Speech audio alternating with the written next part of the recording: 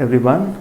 पिछले क्लास में हम लोगों ने ये थिन फिल्म इंटरफेरेंस पढ़ाई चालू किया था, जिसमें एक रे आती थी, ये मीडियम था ये वाला म्यू का ना, इधर एयर माने थे हम लोग, और लाइट रेस पे आती थी, तो एक यहीं से रिफ्लेक्ट हो जाती थी, फिर एक अंदर आके यहाँ से रिफ्लेक्शन होता था, और हम लोगों ने ये पाथ रेफरेंस जो था निकाला था, ये हम लोग वैल्यू निकाल लिए थे, आया था 2 म्यू टी cos r। ये प्रूफ किया था हम लोगों ने पिछले क्लास में। अब जब पाथ रेफरेंस निकल गया तो फिर ये देखना होगा कि ये दोनों रेज मिल रही हैं तो मैक्सिमा होगा कि मिनिमा होगा, हमको इंटरफेरेंस पढ़ना है। तो इंटरफेरेंस चेक करने के लिए यहाँ पे दोनों पाथ रेफरेंस n लेमडा होगा कि n प्लस हाफ लेमडा होगा, इसके बारे में हम सोचना पड़ेगा, सीधे नहीं लिख सकते, क्योंकि यहाँ पे आप जानते हैं रिफ्लेक्शंस हो रहे हैं। रिफ्लेक्शंस होंगे तो आपको ध्यान रखना होगा कि वो पाई का चेंज हो रहा है कि नहीं हो रहा है। तो इस पे हम कुछ बातें नोट करते, पहले नोट लिखते हैं। पहला नोट का फर्स्ट पॉइंट लिखेंगे सब लोग, देखिए कि ये जो देख रहे हैं हमारा फॉर्मूला आर के टर्म्स में है, आर रिफ्रैक्टेड एंगल है, और यहाँ पे गिवन तो आर नहीं होगा, आई होगा। तो आई के टर्म में फॉर्मूला आपको नहीं लिखवाया गया, बिकॉज वो कॉम्प्लेक्स फॉर्मूला होता है, ये वाला याद करना आसान होता है, इसलिए इस टर्म पढ़ाया गया। बिकॉज आई से आर निकालना ऐसा कोई मुश्किल काम नहीं है, स्नेल्स लॉ करके निकाल लीजिएगा, तो इसलिए आर के टर्म में ही याद कर लीजिए। दूसरा बात कि आज तक आईटी में जितने क्वेश्चन पूछे हैं सब ये आई टेंडिंग टू जीरो का पूछा है, and they call it nearly normal, करीब करीब नॉर्मल, नियरली नॉर्मल ही पूछते हैं। तो आई टेंड टू जीरो होगा, अब आई जीरो होगा तो आर भी जीरो हो जाएगा, तो अक्सर वैसे ही पूछते हैं लोग। तो नोट का फर्स्ट पॉइंट लिखेंगे सब लोग कि for nearly normal incidence, for nearly normal incidence that is I tending to zero, that is I tending to zero, path reference delta x is equal to 2 mu t, path reference delta x equal to 2 mu t, I zero होगा तो r zero होगा, cos zero 1 हो जाएगा। तो अक्सर तो यही पूछता है, वो देख लीजिए, हमने आपको जनरल फॉर्मूला भी प्रूफ करा दिया है। दूसरा नोट लिखा जाए कि if light wave is incident from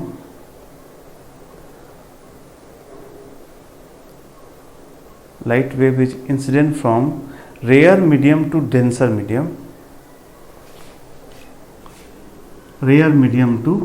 medium,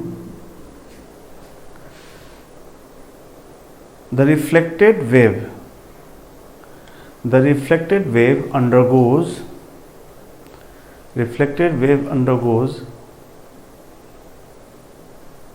a phase difference of pi,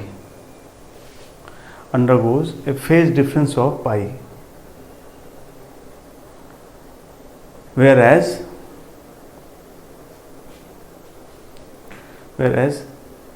if it is incident from denser to rare medium,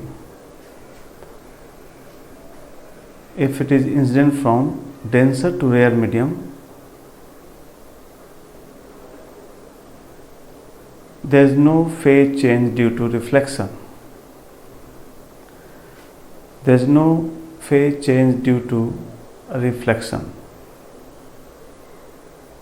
rare से डेंसर जाएगा तभी रिफ्लेक्शन में पाई का चेंज आएगा, डेंसर से रेयर जाएगा तो नहीं आएगा। ठीक है, थर्ड नोट लिख लीजिए।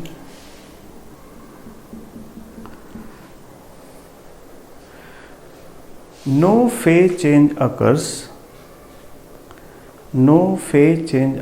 due to refraction of light, light के रिफ्रैक्शन से कभी फेज चेंज नहीं होगा, जब होगा तो रिफ्लेक्शन पे होगा। वो भी कब होगा? जब रेयर से डेंसर जाएगा तो डेल्टा फाई जो है पाई का हो जाएगा। अगर डेंसर से रेयर जाएगा तो डेल्टा फाई 0, कोई चेंज नहीं होगा। और रिफ्रैक्शन में कभी भी कोई फेज चेंज नहीं होता है। ये जो जानकारी हमने आपको दिया, इसका प्रूफ आपको मैकेनिकल वेव जब पढ़ाया जाता है तो वहाँ बताया जाता है, वहाँ से लिया गया है। यहाँ हम लोग प्रूफ नहीं करेंगे, उस चैप्टर में इसका प्रूफ है। चलिए इसको रिजल्ट की मांग करते हम आगे बढ़ते हैं। अब हम यहाँ रिफ्लेक्शंस देख रहे हैं, तो पाथ रेफरेंस तो निकल गया।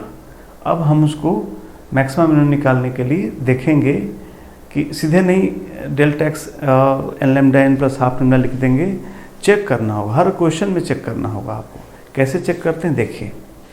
चलिए जब हमको इन दोनों के बीच में फेज डिफरेंस पता लगाना है रिफ्लेक्शन की वजह से, पाथ डिफरेंस तो पता चल चुका है, तो मान लेंगे इसका जीरो, ये जीरो फेज की गिरी। जीरो फेज क्यों मान रहा है? जब हमको डिफरेंस ही बताना है तो कोई 10 10 मान लीजिए, 50 मान लीजिए, क्या फ़र्क पड़ता है, डिफरेंस ही तो निकालना होगा। तो यहाँ जीरो मान लिया, तो ये जीरो है और ये एयर है, ये म्यू है, डेंसर है। तो जो लॉ था उसमें पाई का चेंज हो गया। अभी आपने पढ़ा कि रेयर्स डेंसर आएगा तो रिफ्लेक्टिव में पाई का चेंज हो जाएगा। जो पार कर गया उसमें कोई चेंज नहीं होगा, तो जीरो हो गया। अब आइए आगे बढ़िए। अब जीरो से यहाँ रिफ्लेक्शन हो रहा है, बट डेंसर से रेयर जा रहे हैं यहाँ पर, इसलिए इस बार कोई फेज चेंज नहीं होगा। डेंसर से रेयर जाएंगे तो फेज में चेंज नहीं होगा। तो जीरो तो इसका भी जीरो होगा। अब जीरो ये पार कर गया तो यहाँ जीरो होगा, बिकॉज रिफ्रैक्शन होने से फेज चेंज नहीं होता है। तो अब ये जो रिफ्लेक्शंस हुए हैं इसकी वजह से कितने का अंतर आ गया? पाई का अंतर आ गया। पाई का अंतर आ गया मतलब सारी कंडीशन एक्सचेंज हो जाएंगे। जो मैक्सिमा का था वो मिनिमा का हो जाएगा, मिनिमा वाला मैक्सिमा का हो जाएगा। इसलिए लिख सकते हैं कि for point P at point P for maxima delta x equal to n plus half lambda, देख रहे हैं बदल दिया, and for minima delta x equal to n lambda. ये रटना नहीं, याद नहीं करना ऐसे, ये मीडियम को ऐसे हुआ है। अगर इधर मीडियम अलग हो जाएगा तो सब बातें बदल सकती हैं, इसलिए हर क्वेश्चन में आपको चेक करना हो। हम लोग ऐसा क्वेश्चन आप आज करेंगे, IIT क्वेश्चंस IIT ने पूछ रखे हैं, वहाँ पे हम लोग करेंगे इसको, ठीक है। मान लीजिए इधर कोई पूछ लिया, इधर के बीच में, इधर क्या कहा कि दोनों यहाँ मर्ज करके वापस मर्ज करा दिया गया, पॉइंट क्यू है, यहाँ पर क्या होगा। तो ध्यान देंगे अगर आप देखिए इसके जो डिफरेंस हुआ है, ये एक्स्ट्रा ये वाला डिफरेंस, इसमें से हम लोगों ने इसको घटा के निकाला था, है ना। तो यहाँ भी वही हालत है। अगर आप ऐसे कीजिएगा तो फिर वो इसमें देखिए ये एक्स्ट्रा पाथ है और ये एक्स्ट्रा इधर पाथ है, इसमें इसको घटाएंगे तो सेम रिजल्ट आएगा। तो अगर लेकिन हाँ इधर एयर होना चाहिए, एयर हुआ तो यहाँ भी path difference 2 mu T cos आ रहेगा, चाहे 2 म्यू टी आएगा I0 के लिए सेम हो। अगर मान लीजिए कोई मीडियम हो गया तो फिर आपको यहाँ का इस मीडियम का वेवलेंथ लिखना होगा और इस कांच का जो म्यू, ये जो मीडियम उसका म्यू विथ रेस्पेक्ट टू इस मीडियम का यूज करना होगा।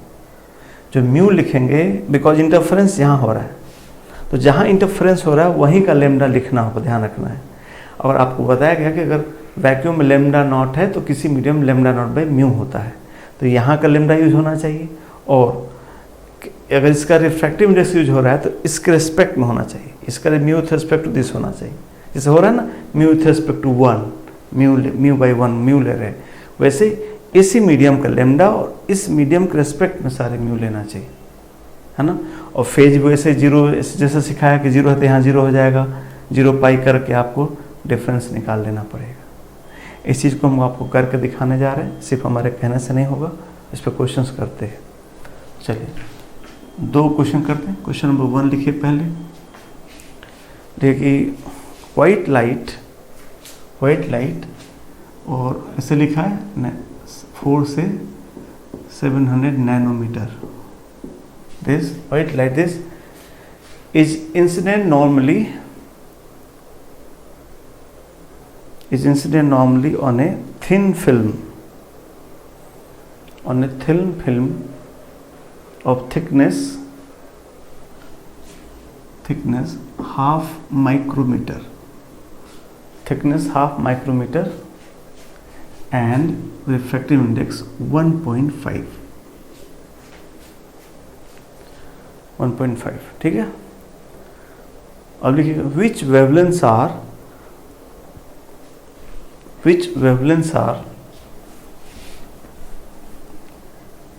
strongly reflected by the film,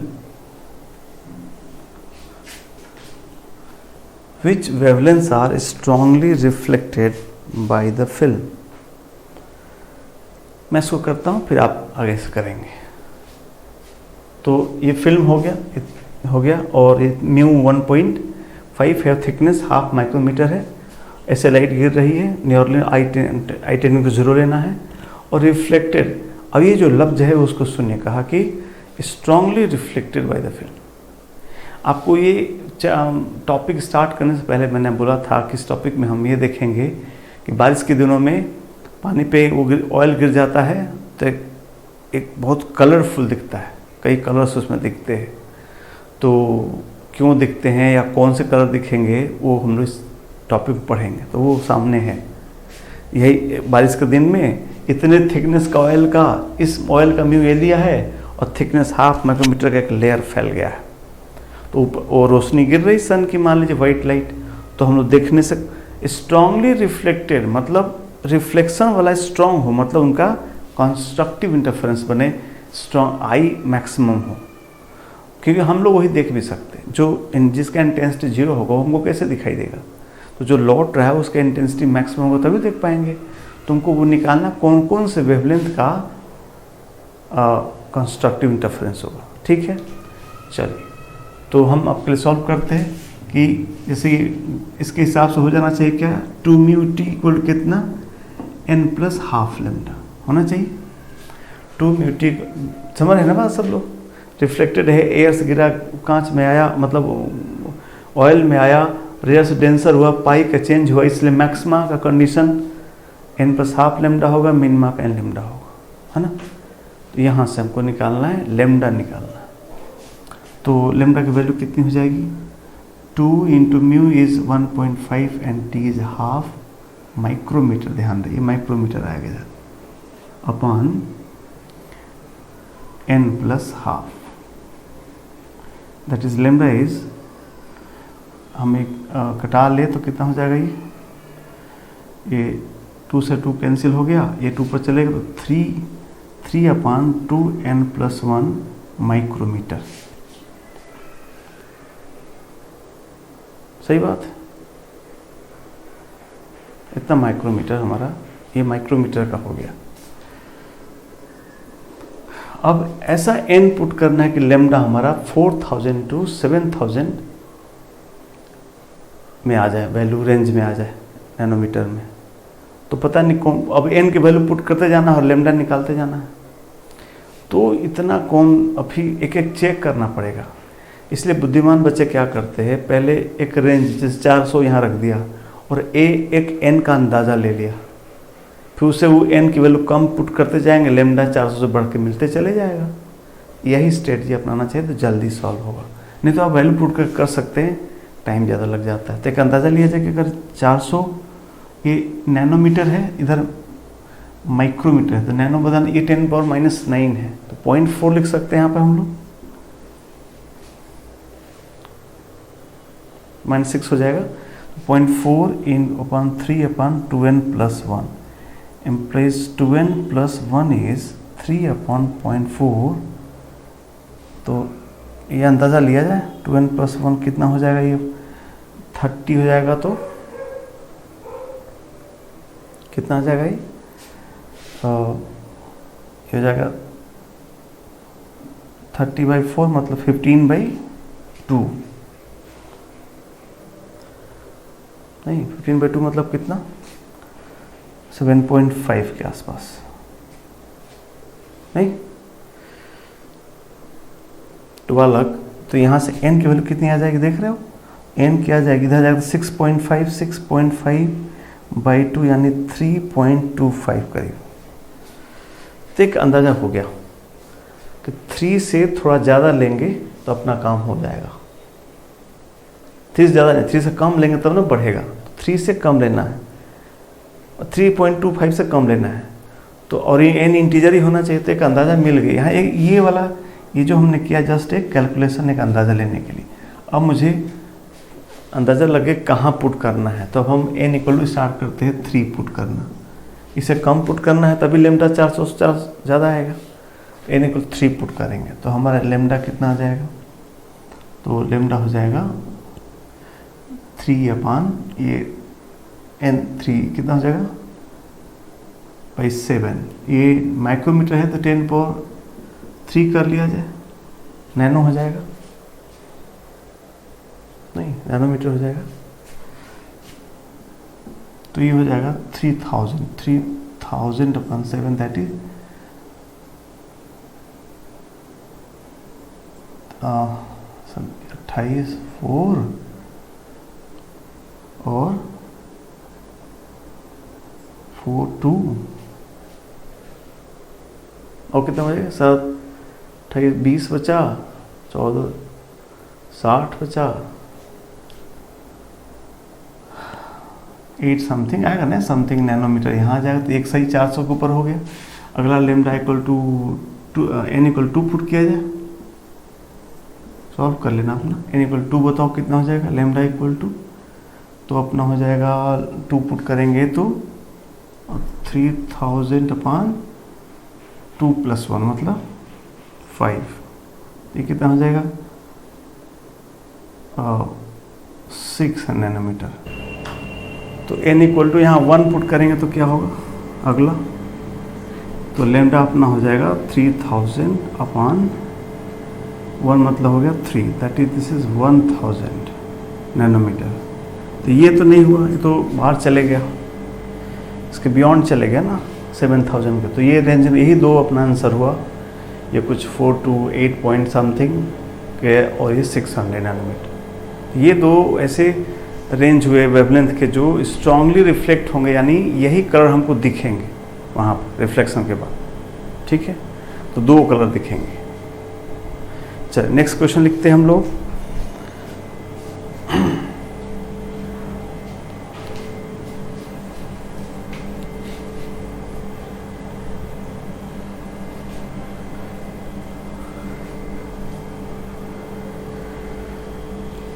next colour है कि नेक्स्ट क्वेश्चन है जेई में आया हुआ क्वेश्चन है कि इधर है ये ग्लास है, ये 1.5 इसका म्यू है, ठीक है, और इसके ऊपर कहा है एक कोटिंग है, ट्रांसपेरेंट कोटिंग है जिसका म्यू 1.8 है, और इस पर नियरली नॉर्मल लाइट गिर रही है।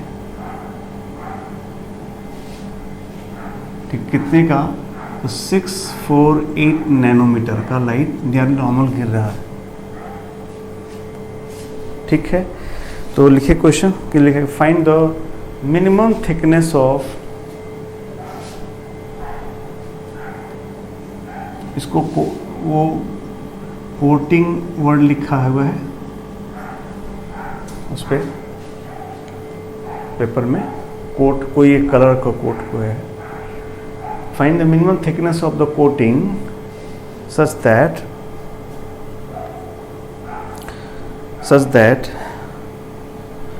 the reflected rays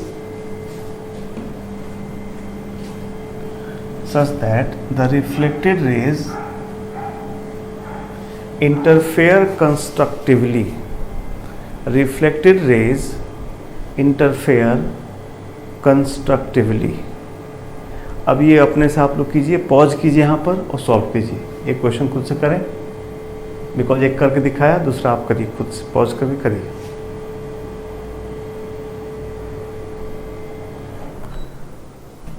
तो उम्मीद करते हैं सभी दोस्त पॉज करके कर लिए हैं। हम लोग एक यहाँ से रिफ्लेक्ट हुई, दूसरी यहाँ से रिफ्लेक्ट हुई, इनके बारे में बात करना है। तो पाथ डिफरेंस ही हो, इधर एयर है इसलिए पाथ डिफरेंस तो हो गया 2μt।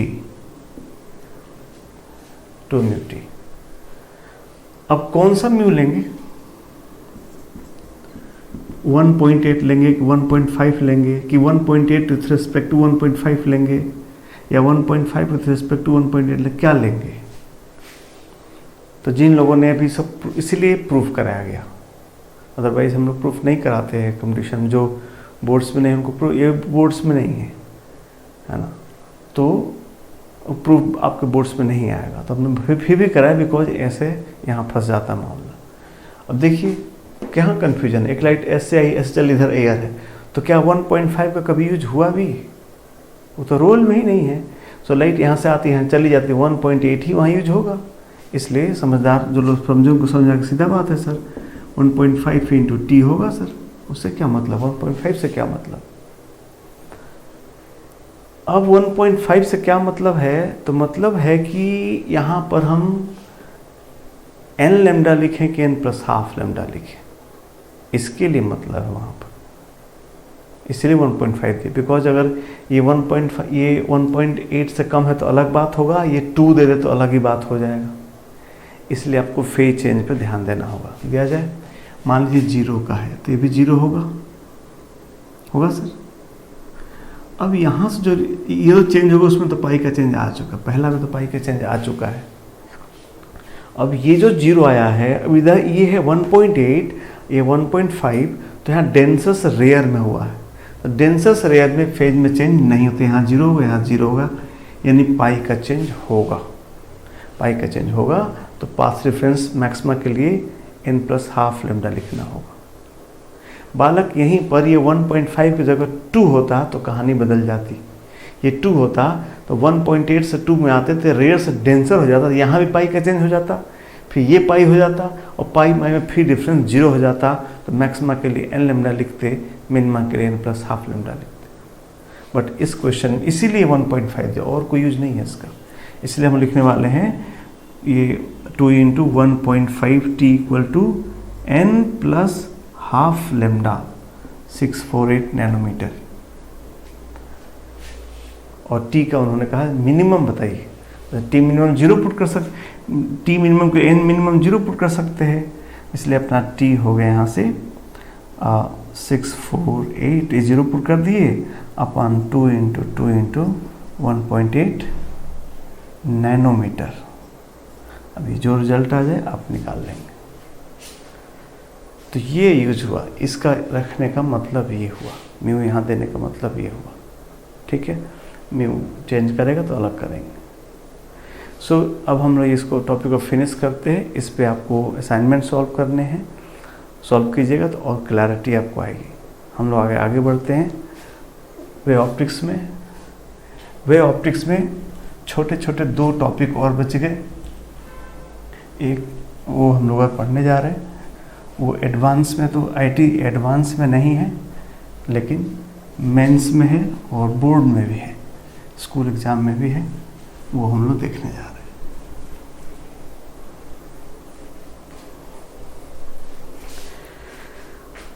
ओके, तो अगला टॉपिक है इंटरफेरेंस के बाद diffraction.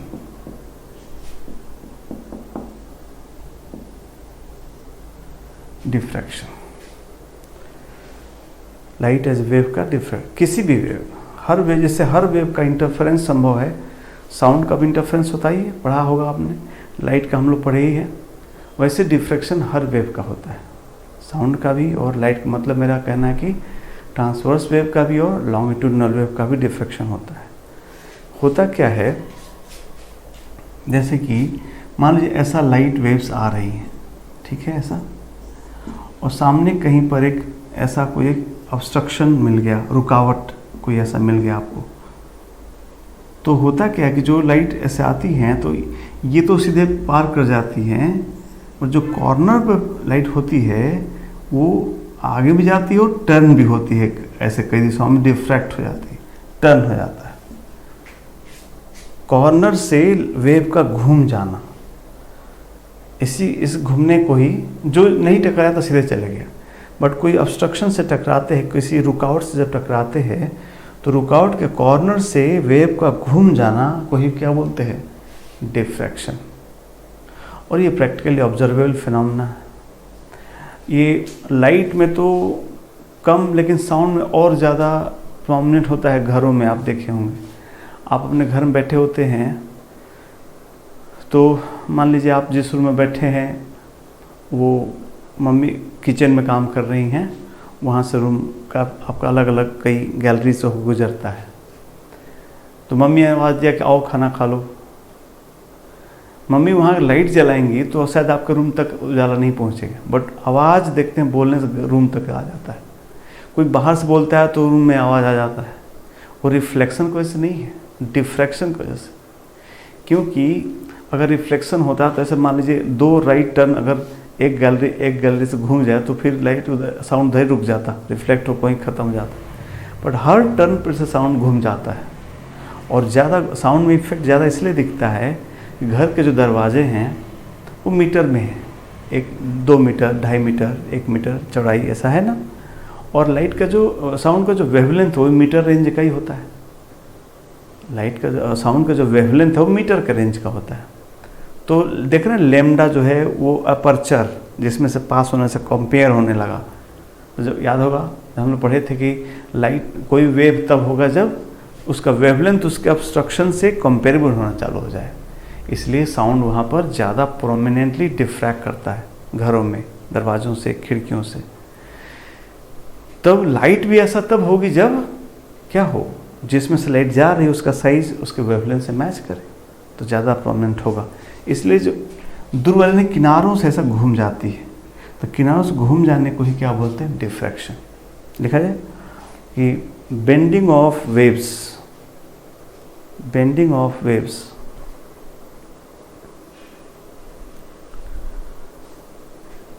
from bending of waves at the corners, at the corners, bracket में edge, edges, edges, corners, bracket में edges of obstacle,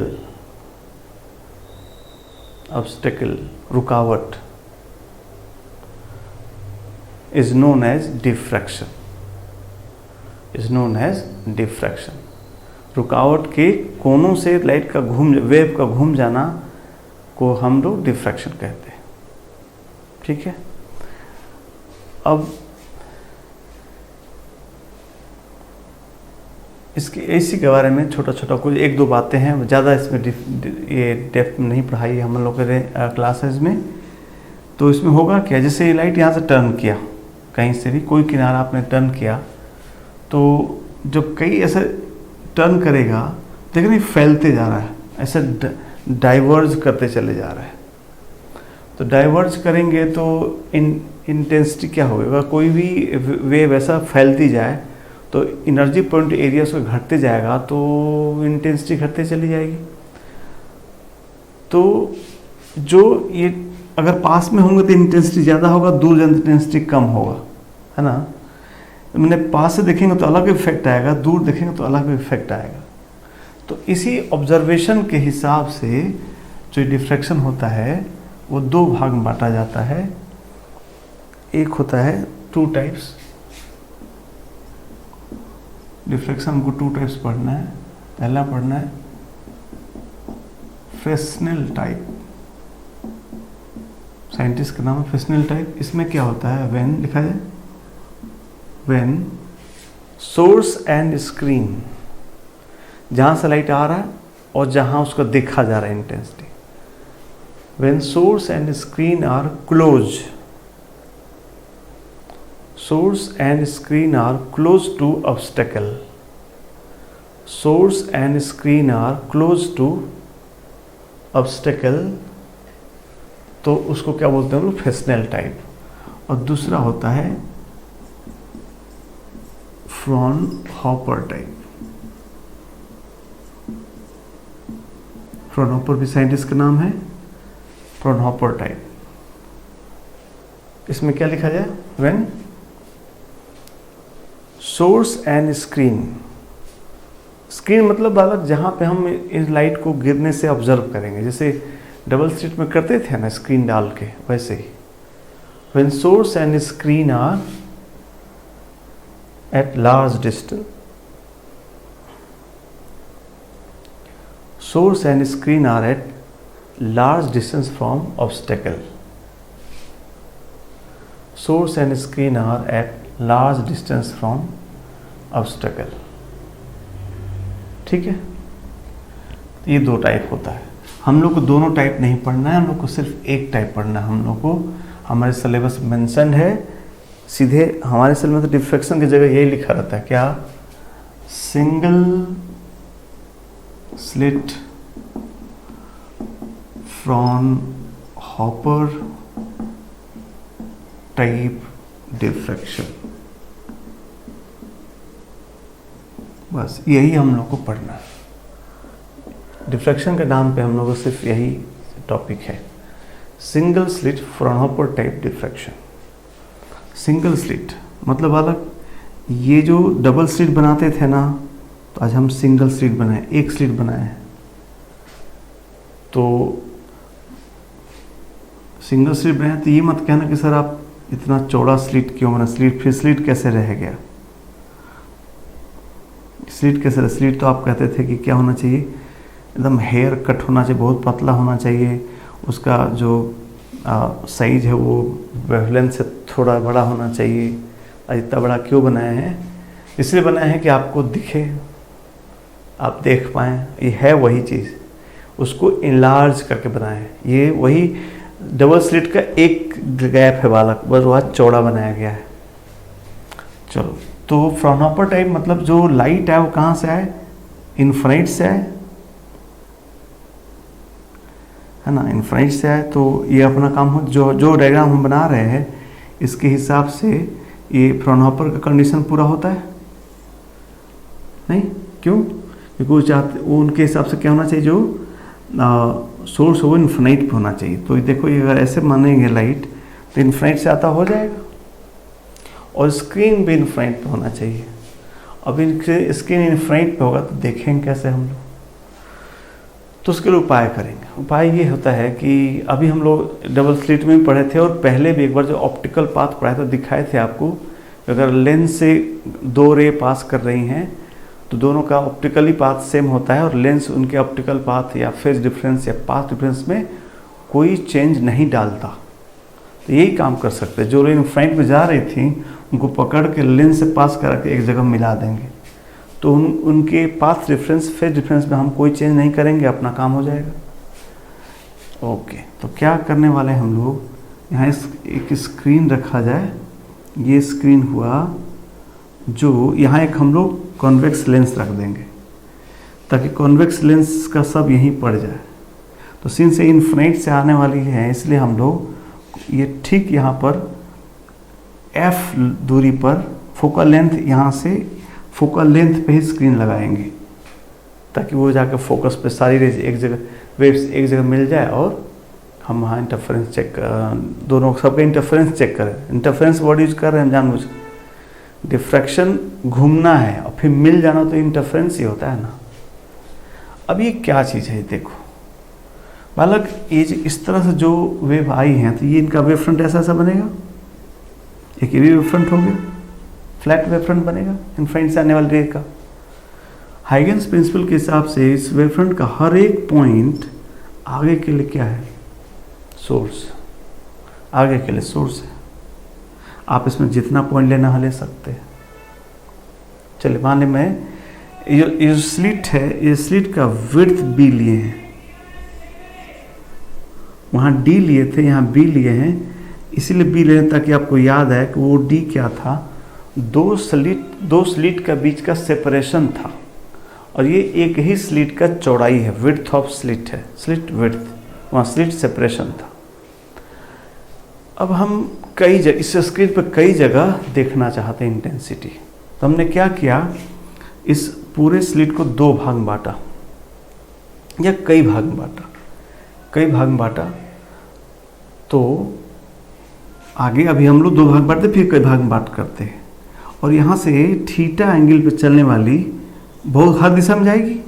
हर एक पॉइंट अगले आगे के लिए सोर्स है, तो सभी दिशाओं में जाएगी, बट हम उन्हीं दिशाओं को देखें जो पैरेलल जाएं, बिकॉज इनका इन्फिनिट मिलना ज़रूरी है फ्रॉनहोफर के लिए। इसलिए सभी यहाँ से थीटा पर निकलने वाली तीन वेव्स को हम लोग वहाँ मिलाने वाले हैं। यहाँ पे हम लोग एक लेंस रखने वाले हैं, ऐसा कॉन्वेक्स लेंस रख दिया, क्लोज रखें इसके, और ये लोग फिर जो पोल्स जाएगी जहाँ ये रे जहाँ मिलेगी सबको फिर वही मिलना होगा, आप जानते ही। तो पॉइंट पी पे ये फिर वापस मिला देगा, और लेंस के रखने से पाथ फेज में कोई फर्क नहीं पड़ेगा। तो इन वेव्स का हम यहाँ पर देखना चाहते हैं कि मिल के यहाँ पर क्या बनाएगी। अब देखिए एक बात समझना है सब लोगों को, इसमें तीन वेव का जोड़ना है, तीन ही वेव नहीं, इसमें और भी तो पॉइंट ले, तीन ही क्यों, और भी पॉइंट ले सकते थे, हाँ। तो कई पॉइंट लेके जोड़ना होगा, और कई पॉइंट लेके जोड़ेंगे तो ऐसा जोड़ना हम नहीं जानते। हम लोग दो वेव का जोड़ना जानते हैं, याद है, पैलोग्राम वाला मेथड, चाहे I1 I2 वाला मेथड, चाहे A1 A2 वाला मेथड, जो दो एम्पलीट्यूड जोड़ते थे 5 पे। तो मल्टीपल वेव्स का एडिशन हम लोग नहीं जानते, होता है हमारे सिलेबस के आगे, 12th तक नहीं है, IT में नहीं। इसलिए अब जो हम करने जा रहे हैं वो ट्रिक बताने जा रहे हैं। ये इनका वेव का जोड़ना, तीन वेव का जोड़ के फिर फेज निकालने, ऐसा हम लोग नहीं कर सकते। तो जो आगे बताने जा रहे हैं वो ट्रिक से इस चीज़ को सॉल्व करेंगे। बहुत जो लिखेंगे उसका प्रूफ नहीं लिखेंगे, बस याद करने का ढंग बताएंगे आपको। एक स्कूल एग्जाम में कैसे सोचना है वो जानना है, और कंपटीशन में कैसे सोचना है ये भी जान लेना है। दो तरीके से, एक ही चीज़ को दो तरीके से बताएंगे, जो आपको अच्छा लगे आप देख लीजिए। चलिए देखिए, मान लीजिए हमने दो भाग बांटा। अब हम ये जो दूरी हुआ b/2 हुआ, पूरा b है तो आधा b/2 हुआ। इन दोनों के बीच में जो डिफरेंस होगा, पाथ डिफरेंस इन दोनों वेव का कितना हो जाएगा, तो b/2 साइन थीटा, जैसे यंग्स डबल स्लिट में करते थे। तो इन दोनों के बीच में होगा b/2 साइन थीटा। अगर ये दोनों वेव यहाँ पर मिनिमा बनाती हैं, तो ये जो हम लिख रहे हैं ये स्कूल एग्जाम के लिख रहे हैं, ऐसे स्कूल एग्जाम में लिखना है, ठीक है। बिकॉज प्रूफ नहीं करना, ट्रिक से लिख के हट जाना है ज़्यादा। इस पर आप समझिए क्यों नहीं कर सकते, बिकॉज मल्टीपल वेव का एडिशन हम नहीं जानते, इसलिए शॉर्टकट तरीके आपको सिखाया जा रहा है। तो ये जो डिफरेंस हुआ b/2 साइन थीटा हुआ। अब चाहते हैं कि इन दोनों, ये दोनों वेव यहाँ पर मिनिमा बनाए, तो फॉर मिनिमा एट p क्या हो जाएगा, b/2 sine theta equal to m λ/2, सबसे मिनिमम, सबसे पहला निकालना चाहते हैं कि जीरो तो होता नहीं, जीरो पर तो मैक्सिमम हो जाएगा। λ/2 अगर होता है तो यहाँ पर मिनिमम हो जाएगा, सबसे पहला पता लगाना चाहते हैं साथ। यानी क्या हो गया यहाँ से, b sine theta equal to क्या हो गया, लेमडा। इसको आप इक्वेशन 1 करके रखिए। अच्छा, इन दोनों का अगर मिनिमा है तो इस तीसरे का भी मिनिमा वहाँ बने, तीसरे की वजह से मिनिमा ही बनेगा। बालक क्यों, देखो इन दोनों के बीच में डिफरेंस हो गया b/2 साइन थीटा, तो इन दोनों के बीच में भी कितना होगा b/2 साइन थीटा। तो इनका सम जीरो है, इनका सम जीरो है, इसलिए तीनों का सम क्या होगा, वहाँ जीरो आएगा। तो अगर ये कंडीशन सेटिस्फाई होता है b साइन थीटा को लेमडा, तो यहाँ पर मिनिमा बनेगा। क्यों मिनिमा निकाल रहे हैं ये आप ना सोचें, मैंने कहा ट्रिक बताया जा रहा है, बट जो लिखा गया वो तो ठीक लिखा गया, ऐसे सोचिए। दूसरा, अब कोई चाहता कि नहीं सर आप दो ही क्यों, आप और भाग में तोड़ लीजिए, ठीक है। तो वो एक भाग में यहाँ और तोड़ लिया, देख रहे हैं आप, अब इतने सोर्स बना लिया, वो 1 2 3 4 5 सोर्स बना लिया। तो उसमें से और भी ऐसा वेव्स निकलेंगी जो यहीं जाके मिलेंगी थीटा वाली, तो ये सब जाके वहीं मिलेंगी, ऐसे मिलेगी, यहाँ पे जाके मिलती।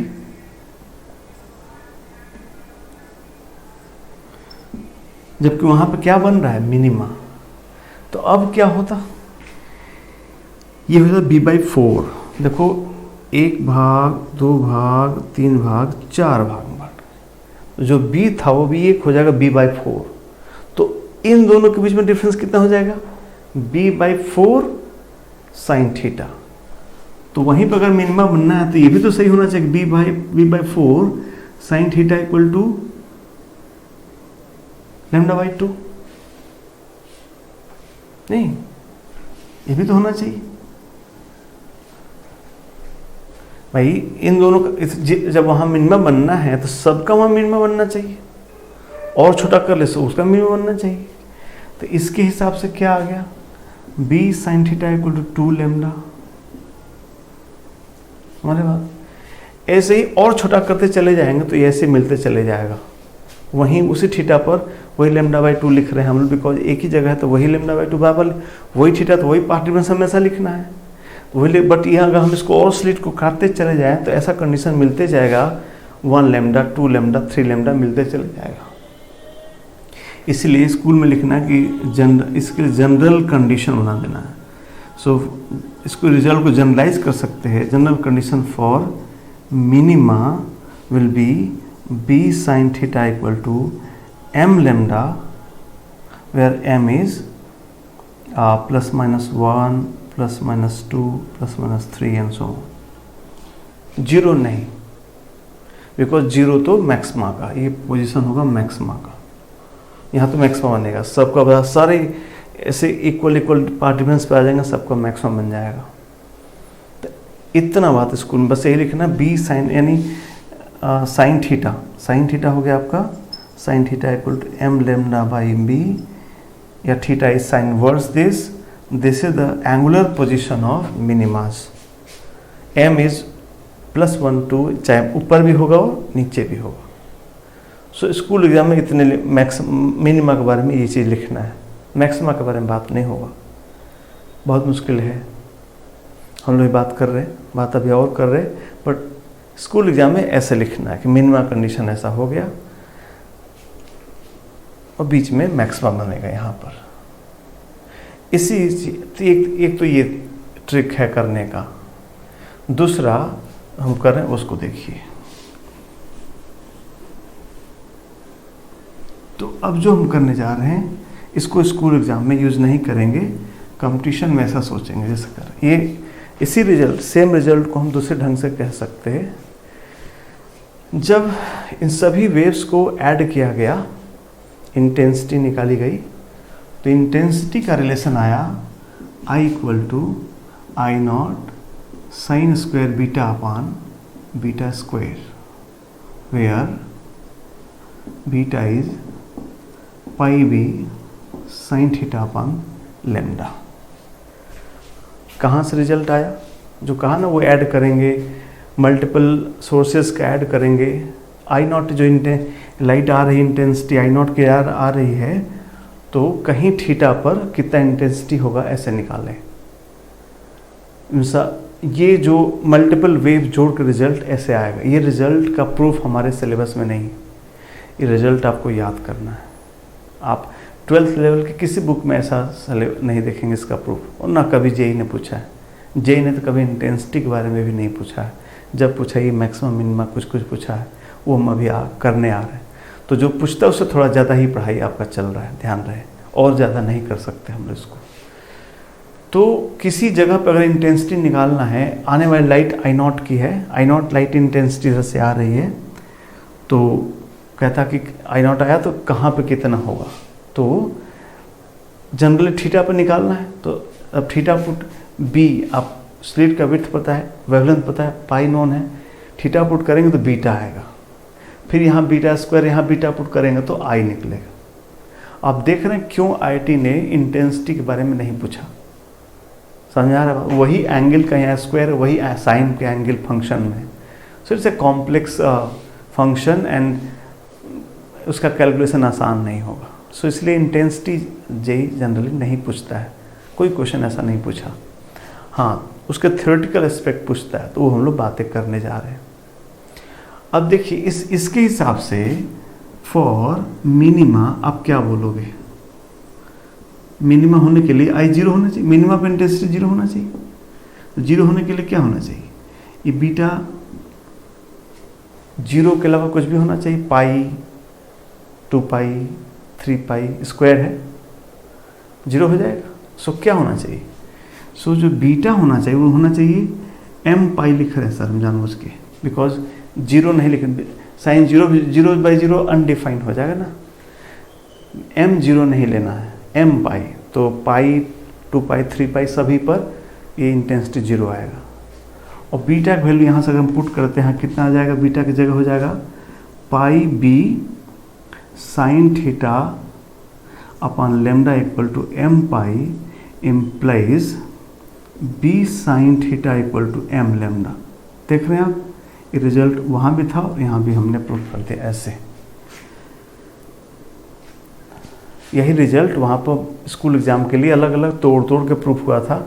आप कॉम्पिटिशन में ऐसा समझ सकते हैं, B sine double M lambda होगा, जहाँ ध्यान रहे एम जीरो नहीं है, +-1 +-2 एंड सो ऑन, जीरो नहीं लेना है बिकॉज जीरो पर मैक्सिमम इंटेंसिटी आएगी। मिनिमा के लिए कंडीशन हुआ। ओके, तो ये कंडीशन मिनिमा का कंडीशन वो जो था वो यहाँ से भी ऐसे वही रिजल्ट सेम रिजल्ट आ गया। तो थोड़ा सा प्रूफ नहीं है, अदरवाइज बातें और क्लियर होती। उन प्रूफ्स को हम लोग यूज़ कर रहे हैं, तो मिनिमा कंडीशन हो गया। अब देखिए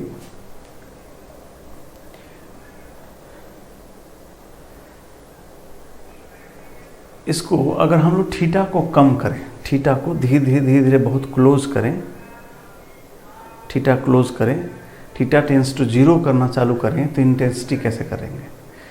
तो इंटेंसिटी देखिए, थीटा टेंस टू 0 करेंगे तो ये बी टेंस टू 0 हो जाएगा, theta tends to 0 B tends to 0 हो जाएगा। और बी टेंस टू 0 होगा तो sine beta by beta limit beta tends to 0 1 आएगा, नहीं? When beta tends to 0, I will tend to I naught because sin beta upon beta, sin theta upon theta, theta tends to 0 is 1. इस तरह से, so at point O intensity is कितना? I naught. यहाँ intensity I naught होगी। बाहर कितनी हो, कहाँ कितनी, उसके लिए फॉर्मूला है, वो निकालना बहुत मुश्किल है। हाँ, जीरो कहाँ को पता है, मिनिमा का पोजीशन हमको पता है कहाँ कहाँ हो सकता है। ठीक बात है, इस पर थोड़ा और बात करते हैं। इंटेंसिटी यहाँ कितनी आई नॉट होती है और मिनिमा आगे बढ़ते चले जाते हैं। मिनिमा का पोजीशन के बारे में थोड़ा सा और बात करते हैं। हम एक फॉर्मूला यहाँ से हटा देते हैं। पहला मिनिमा कहाँ मिलेगा? तो for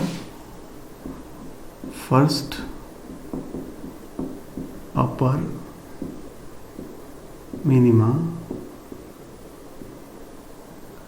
m equal to, that is +1, we have b sin theta equal to lambda, that is sin theta equal to lambda by b। तो जहाँ sin theta lambda by b होगा वहाँ पर पहली मिनिमा मिलेगी। जितना ऊपर मिलेगी उतना ही नीचे मिलेगा। थीटा निकल जाएगा, जब थीटा निकल जाएगा तो ये दूरी फोकल लेंथ है, ये दूरी आप ऑलमोस्ट फोकल लेंथ मान सकते हैं। ये गैप मत देखिए, ये फिगर साफ बनने के लिए हमने तो लेंस को इधर बनाया है। हम डी लिख देते हैं, सर आप परेशान ना हो, डी लिख देते हैं, बट फोकल लेंथ एफ होगा तो एफ डी, यही इसी को आप क्या लेंगे, फोकल लेंथ आगे लेंगे क्वेश्चन में, बिकॉज बिना लेंस के इसको यहाँ पर सबको मर्ज नहीं करा सकते, इसलिए फोकल एफ यूज करना ही होगा, डी की जगह एफ लिया करिए। इस तरह से अगर थीटा निकल जाएगा तो हम ये दूरी भी निकाल, अगर हमको ये दूरी वाई निकालना पड़ा तो निकाल सकते हैं। Once we know theta we can find Y upon capital D equal to tan theta, निकाल सकते हैं, है ना? बिकॉज कोई तो रे होगी जो थीटा वहाँ जाके मिलेगी, ऐसा कर सकते हैं। तो यहाँ पर फॉर, अब ये जो ये देखिए, ये चीज़ हम कंडीशन के हिसाब से दे रहे हैं, क्वेश्चन में जैसा देगा। थीटा क्या होगा? थीटा जो हो गया, थीटा हो गया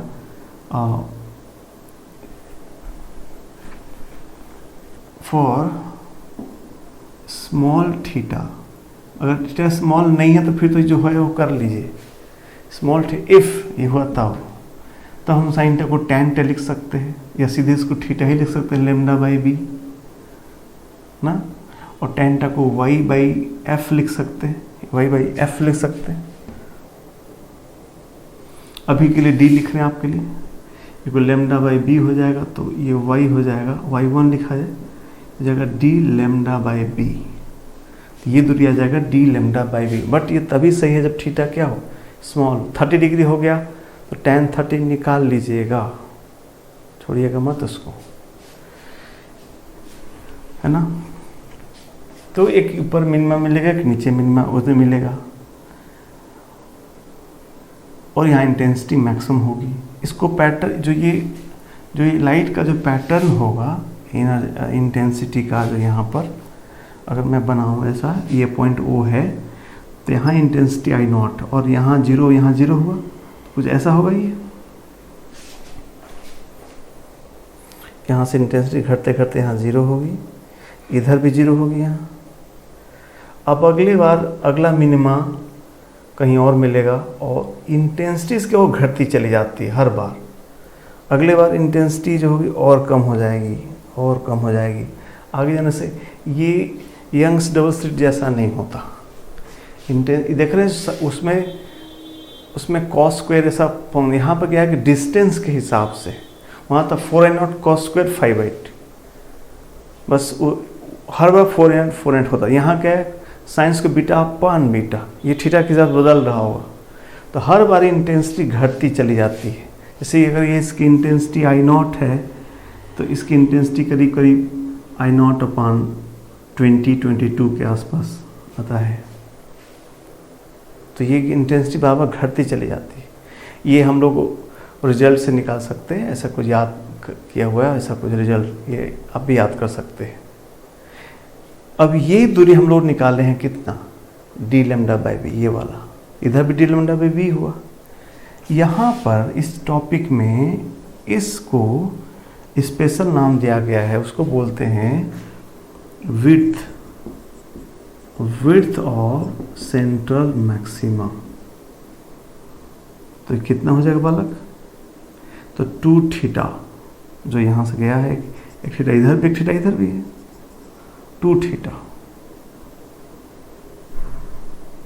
2θ यानी कितना, ये एंगुलर विड्थ हो गया, ये हुआ angular width. Angular width of central maxima is 2θ, that is कितना 2λ/b angular width. Linear width अगर कहता है,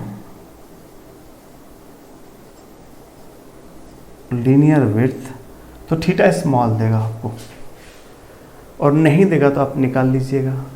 ये थीटा पता है तो ये दूरी y निकल जाएगा tan थीटा से, बिकॉज ये आपको फोकल लेंथ f या d के बराबर होगा। तो यहाँ से ये दूरी निकाल लीजिएगा, डबल कर लीजिएगा, 2y1 2y1, और इक्वल टू लिख देता हूँ मैं, ये वाला रिजल्ट लिखे कि 2d(λ/b), लेकिन ये तभी से है जब फॉर क्या, थीटा इज स्मॉल। नहीं है स्मॉल मतलब साइन थीटा को tan θ लिखा गया, नहीं है तो साइन tan θ निकाल के लिखेंगे, ठीक है। तो ये हुआ मिनिमा। यहाँ सेकेंड मिनिमा कहाँ बनेगा, ऐसा हम एंगल निकालते चले जाएंगे। यहाँ सेकेंड मिनिमा के m=2 पुट करेंगे तो नया थीटा निकलेगा, तो नया पोजीशन निकलेगा। तो मिनिमा का पोजीशन निकाल सकते हैं, और जो मैक्सिमा होंगे उनका पोजीशन नहीं निकालते हैं। शुरू में तो करीब करीब बीच में होते हैं, बट ये जैसे वहाँ होते थे ना कि हर दो मिनिमा के बीच में एक मैक्सिमा या हर दो मैक्सिमम बीच मिनिमा, यहाँ ऐसा नहीं होता है। आगे जाके दो मिनिमा के ठीक बीच में मैक्सिमा नहीं पढ़ते, इसलिए मैक्सिमा का पोजीशन आपको नहीं पढ़ाया जा रहा है। मिनिमा ही आप हमेशा आपको मिनिमा ही पूछा जाएगा, मैक्सिमा नहीं पूछा जाएगा। एक रिजल्ट है जो मैं आपको बता देना चाहता हूँ। मान लीजिए मैक्सिमा के बारे में पूछ ही लिया तो वो बता सकते हैं आप।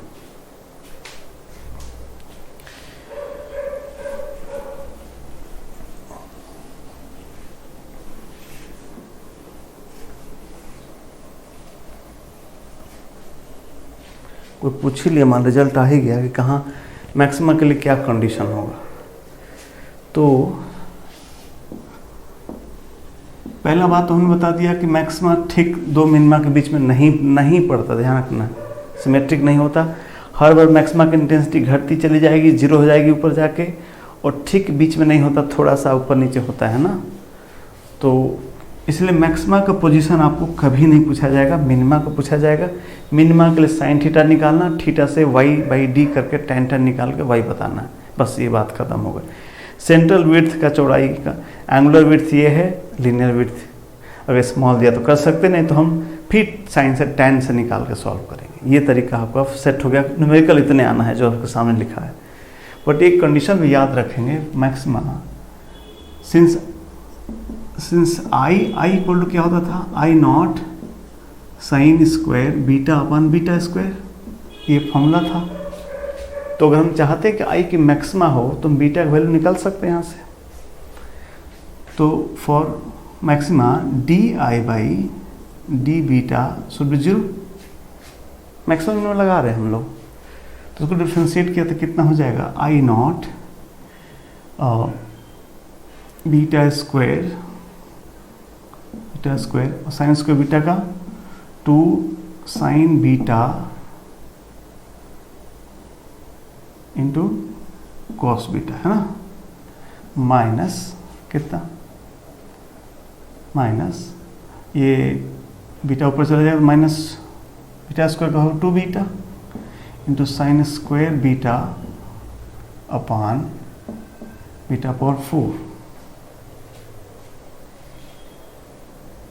ठीक है सर। तो इसको 0 होने के लिए इसका न्यूमरेटर 0 होना चाहिए।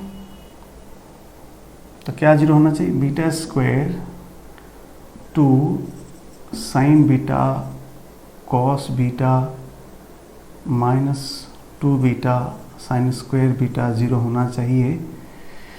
तो 2 बीटा यहाँ से कैंसिल हो गया, एक साइन बीटा से एक साइन बीटा कैंसिल हो गया, इधर चले जाए तो हो जाएगा ये tan beta equal to beta. So this is condition for maxima. मान ली किसी एग्जाम पूछ ले तो बता सकते हैं, इसका न्यूमेरिकल सॉल्व करना संभव नहीं है, बिकॉज ये सीधे सॉल्व साइन बीटा और बीटा से सॉल्व नहीं होगा। साइन बीटा इक्वल बीटा, तो बीटा का वैल्यू, बीटा जहाँ पे पता है कितना है, फिर beta is pi B sine theta upon lambda, ये भी जानते हैं। तो हम बीटा का वैल्यू पुट की जाए, थीटा निकाला जाए, ये सीधे पॉसिबल नहीं है, ये ग्राफ से इसको प्रूव करना पड़ेगा आपको। इसलिए आप बस कंडीशन याद रखिए कि tan beta equal to beta जहाँ होगा वहाँ पर मैक्सिमा होगा। ठीक है, तो ये मिनिमा का और मैक्सिमा कंडीशन हुआ। नेक्स्ट क्लास में हम लोग इस पे कुछ इसको हम लोग इस पर जब तक ये चीज़ें हो गई, इस पर कुछ न्यूमेरिकल करेंगे तभी जाके बात समझ में आएगी।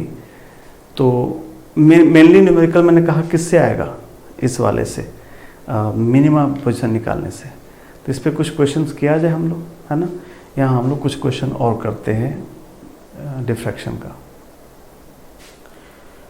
चलिए तो हम लोग क्वेश्चंस करते हैं। इस पे क्वेश्चन लिखिए, आप लोग क्वेश्चन लिखिए कि ये जितने सारे क्वेश्चन करेंगे सब जेई आस्क क्वेश्चंस कर रहे हैं आपके लिए। ठीक है, चल लिखिए कि इन्हें single slit diffraction, in a single slit diffraction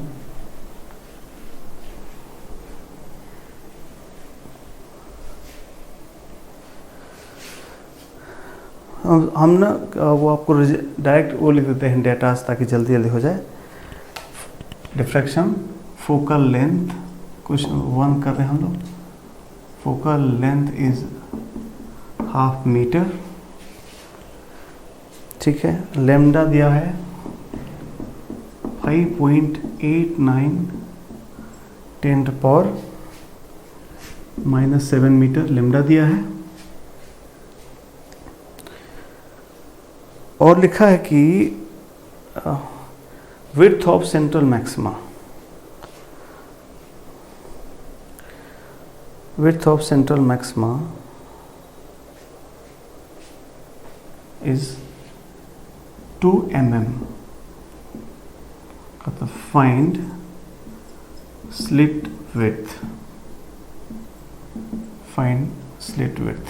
ये जेई आस्क क्वेश्चन है, सीधा डेटा पुट करना है। अब देखिए हम ये क्वेश्चन हम इसलिए करें ताकि लगे कितना आसान क्वेश्चन आता है।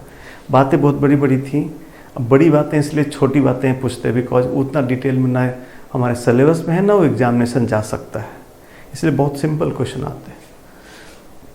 चलिए आंसर बताइए, पॉज कीजिए, आंसर बताइए।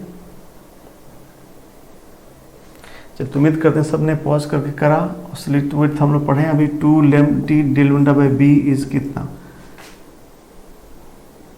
2 mm, ये दे रखा है इन्होंने।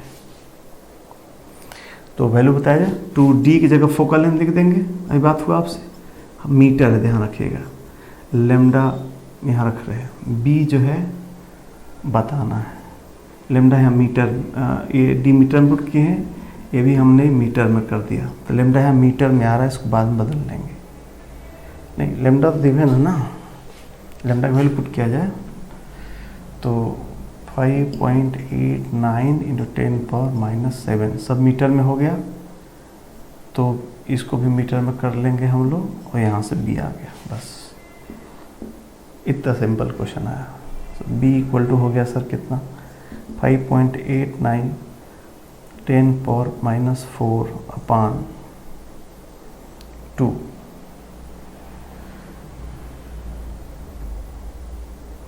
तो हालांकि मीटर आया, कितना हो गया ये 2.45 समथिंग है ना, अप्रॉक्स 10⁻⁴ मीटर, यानी 24.5 mm।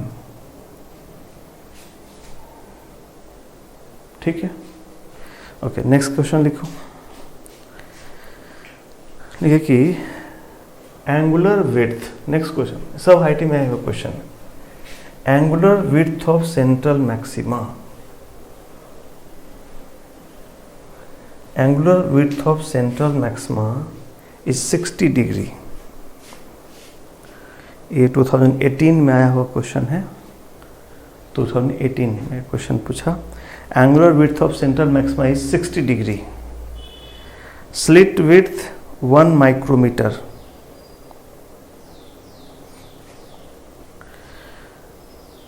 स्लिट विड्थ 1 माइक्रोमीटर, और स्क्रीन डिस्टेंस 50 सेंटीमीटर,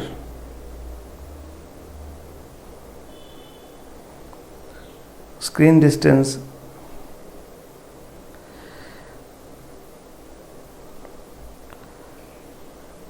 50 सेंटीमीटर।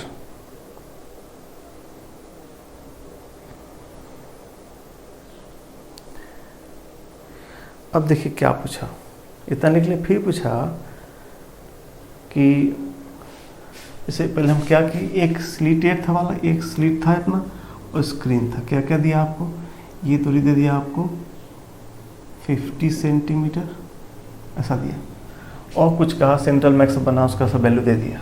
अब क्वेश्चन पूछता है कि इससे एक और स्लिट बनाना है, ये दूसरे कुछ दूर पर एक और स्लिट बना देना है, माने डी दूरी पर, तो ये डबल स्लिट बन जाएगा। बढ़िया क्वेश्चन आया था, एक स्लिट का जानकारी दे दिया आपको, कहा इसमें एक और स्लिट काट देना है ताकि डबल स्लिट हो जाए, और उसके लिए कहता है कि क्या हो जाए, फ्रिंज विड्थ दे दिया। अगर इसके बनने से फ्रिंज विड्थ इज 1 सेंटीमीटर का फाइंड डी।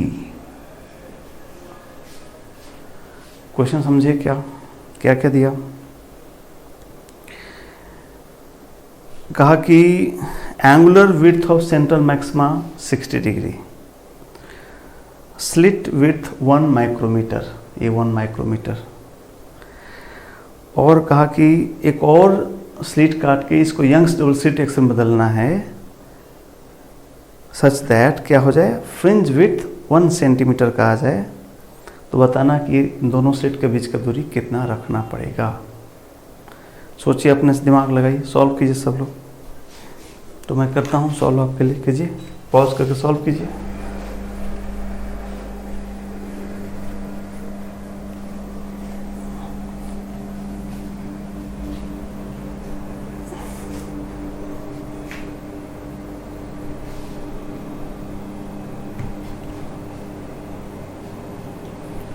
तो उम्मीद करते हैं सब लोग सॉल्व कर लिए होंगे। आइए सॉल्व करते हैं। पहले कहा कि सेंट्रल का विड्थ दिया 60 में, तो ऊपर 30 हुआ, नीचे भी 30 हुआ। अभी आपसे बात हुआ है तुम जानते हैं ये फर्स्ट मिनिमा ऊपर फर्स्ट मिनिमा नीचे होगी, तो फर्स्ट मिनिमा के लिए पढ़े हम लोग b sin theta equal to 1 lambda.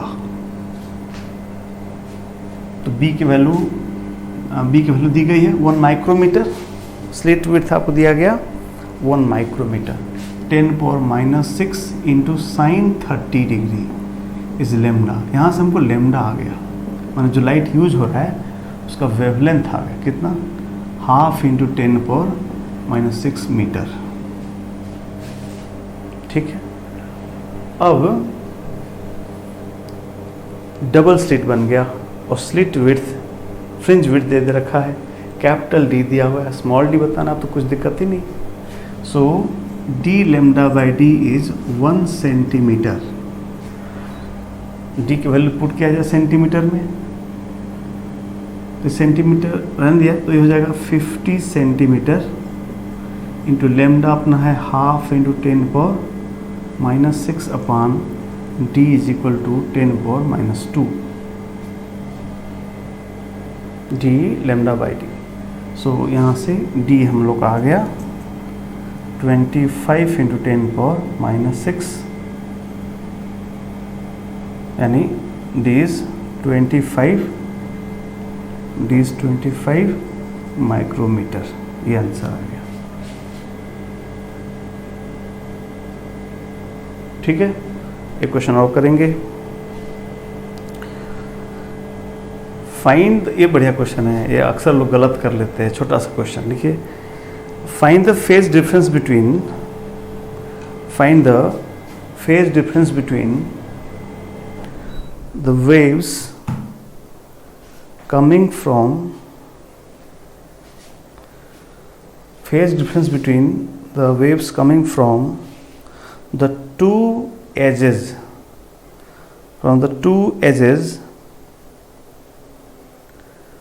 of slits, two edges of the slit at position of first minima,